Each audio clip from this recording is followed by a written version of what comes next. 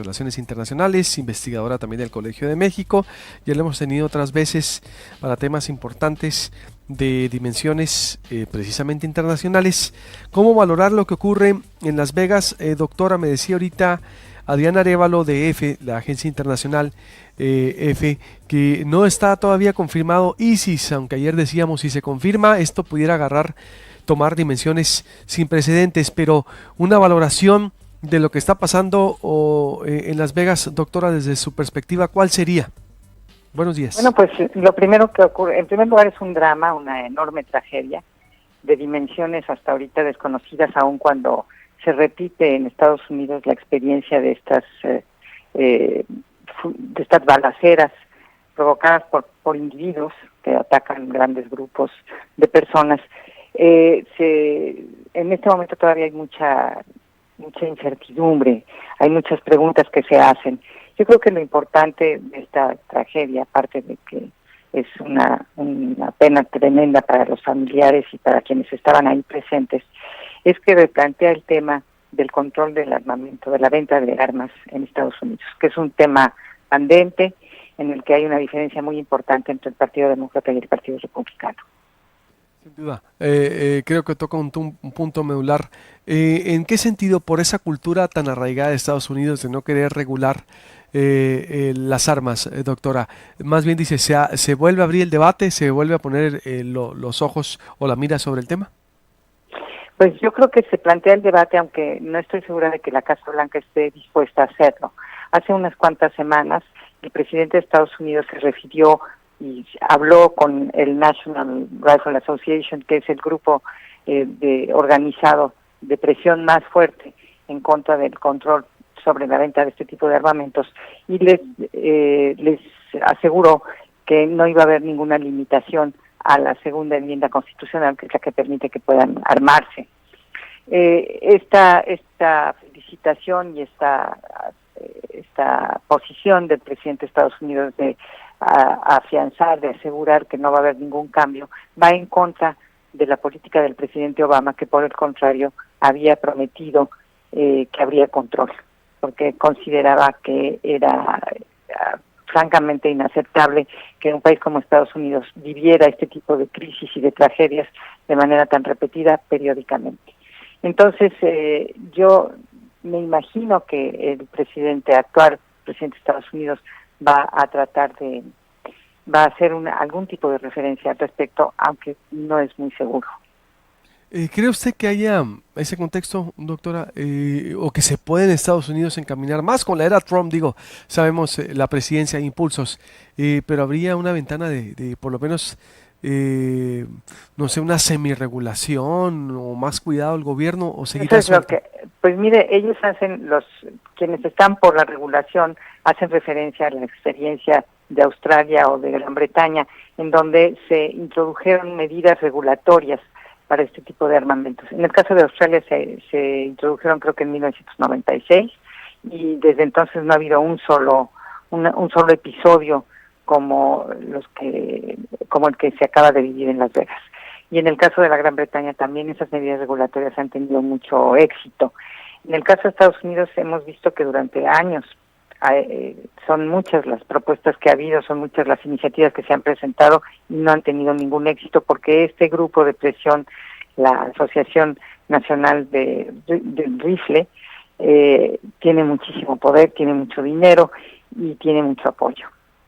Entonces yo creo que sí o sea que no podemos esperar que haya un cambio importante. A nosotros en México nos compete este tema, porque el contrabando de armas es uno de los temas fundamentales en la relación bilateral y por los problemas que eso acarrea en México. ¿Faltaría entonces una presión diplomática del país también, doctora? Pues mire, llevamos años tratando de que el tema se incluya en la agenda, pero si siendo Estados Unidos una potencia tan grande y teniendo tantísimo poder, si este tema no es tratado como un tema de política interna, yo no creo que tenga ninguna repercusión en política exterior. A menos de que adentro haya un cambio en la agenda y se introduzca como un tema importante, como un tema prioritario. Pero si no, no creo que por más presión y solicitudes y demandas que haga México pueda haber algún cambio. Además, creo que se están volviendo resilientes los estadounidenses ante tanta sangre, doctora, porque no es la primera masacre. Sí es la más, de alguna manera, la de mayor daño después del 11 de septiembre, dicen, pero hemos visto Columbine, hemos visto tantas, doctora, que no hay esa sensibilidad de política para dar un freno a esto, o doctora. No ¿Estamos de solo acuerdo? eso, lo que pasa es que la opinión pública está dividida y hay una proporción muy grande de estadounidenses que consideran que tienen el derecho a andar armados. Entonces, creo que, por ejemplo, en el estado de Texas ya se pueden andar armados y las armas pueden estar descubiertas al aire libre, que antes no se podía. Yo creo que es un problema muy profundo y muy difícil de resolver porque está muy arraigada en la cultura de los Estados Unidos de un segmento muy importante de la población, el derecho a portar armas y el derecho a la autodefensa, que ese es el argumento fundamental. Totalmente. Y hasta ahorita, pues de alguna manera también que no haya una confirmación externa porque u otro motivo, sino el asesino solitario, doctora, tenemos hasta ahorita, por lo pronto, ¿no? O no sé si tenga usted otra información. No hay ninguna información, no se sabe quién es esta persona, no se sabe por qué reaccionó así. Todo estaba planeado, desde luego no fue una reacción espontánea del señor Pado, que así se llamaba, pero era una persona normal que había tenido una vida normal, no tenía ni una multa en su récord. Siempre un ciudadano común y corriente, sin mayor misterio, y la verdad es que es incomprensible lo que pasó y hay que esperar a ver qué es lo que se averigua. Uy, pues se torna difícil entonces, doctora, tomando en cuenta exactamente el arraigo cultural sobre portación de armas, el perfil hermético que ha englobado todo esto, la patología del asesino. Estamos entonces en manos de lo que diga la autoridad ahorita. Apenas Trump va mañana a visitar en Las Vegas, doctora. Entonces no queda más que esperar, ¿cree usted?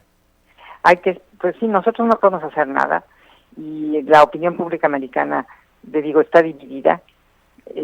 Yo no sé cuál es la proporción de quién es mayoritaria, si la opinión que está a favor o la opinión que está en contra, pero lo que sí le puedo decir es que no es un tema fácil, llevan años discutiéndolo, más de 30 años. Recuerde usted que uno de los secretarios del presidente Reagan fue víctima de un asalto y desde entonces el señor Brady, desde entonces dentro del propio gobierno fueron creciendo y en el Partido Republicano el número de personas que querían que hubiera control de armamentos, pero no han tenido ninguna eficacia, ninguna respuesta positiva. Totalmente, tiene toda la razón, Kevin, que ese contexto ahí con Reagan entonces fue cuando se inicia en la época moderna o en los últimos 30 años el contexto el histórico como lo cita con este secretario. A partir de ahí no se ha logrado nada. Nada. Se ha intentado varias veces y no han podido mover ni un centímetro la posición de la Asociación de Rifles. Pues dato duro, contundente. Doctora, le agradezco mucho, en verdad, y estaremos ahí con usted en contacto como siempre, agradecidos y veremos cuál transcurso de la situación. Gracias, auditorio. Gracias. Buenos días, la doctora Soledad Loaesa,